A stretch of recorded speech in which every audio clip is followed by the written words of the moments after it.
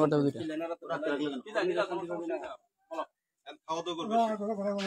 ঘরে যাও ভাত খাও গামছা দাও এই পিছনে বসে দাও এই পিছনে এখন যাই সেলো নিবা সেলো নিয়ে ফ্রেশ করে দেবা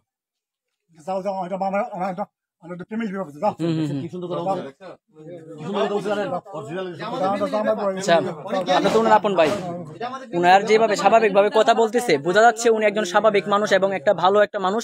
তো উনাকে কেন এইভাবে 9 মাস আটকে রাখলেন যদি একটু বলতেন।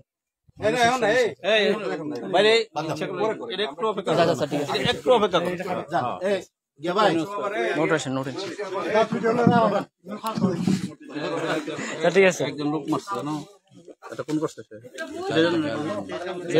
এটা জানো তুমি কোন করছে